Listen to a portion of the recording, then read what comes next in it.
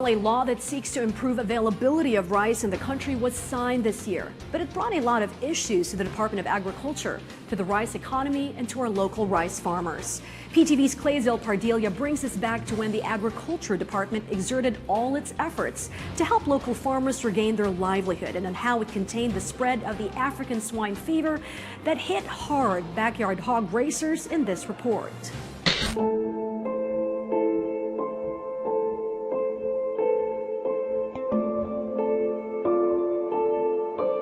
Each and every grain of rice is important, especially for a family living on a limited amount of budget for food. Kahit walang ulam, basta importante po may bigas.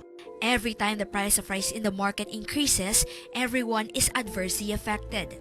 That is why February this year, President Rodrigo Duterte enacted the Rice Tarrification Law, which ensures a low price of rice by way of an unregulated and free policy on the importation of rice.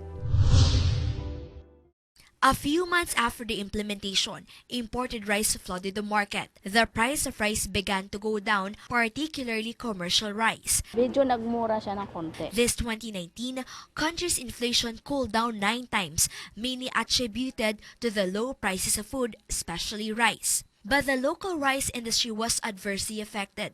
Many farmers complained of a free fall or plummeting price of husk rice grain or palay. Masama talaga ang loob namin, hindi nila kukunin pagka hindi mo binigay sa gusto nilang presyo. Amid the rice issue, Dr. Manny Piñol submitted his resignation. President Duterte accepted his resignation and designated him as the new Mindanao Development Authority chief. Dr. William Dar was then appointed as the new secretary. Dar promised RTL will be fair. Financial assistance, loans, and an array of agricultural machinery were provided to the farmers. While government took efforts to solve the issue, in a small Serene barangay in Rodriguez, Rizal, a sinister and more serious problem came to light. A mysterious districtly infecting pigs with 100% mortality rate hit the barangay. Dugo yung sinusuka ng baboy. Nangingitim yung nila, balat. The disease spread in the area.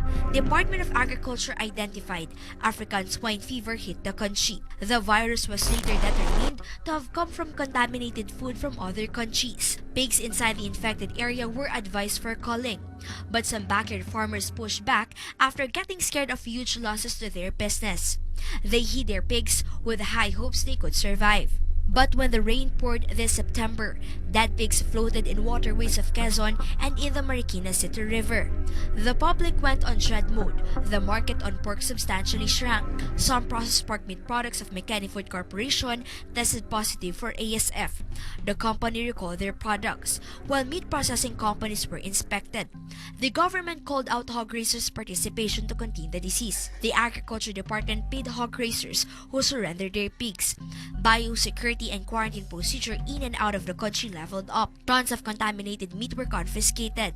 The DA intensified market monitoring with hopes to revive the pork industry. Pag ito nag-cooperate lahat, ay bumababa na yung outbreak ng African swine fever. The Food and Drug Administration allowed McKinney to reintroduce their meat products back to the shelves. In a report submitted by the Philippines to the OIE, more than 100 areas are now affected by the ASF. Government is doing its best to prevent the spread of disease.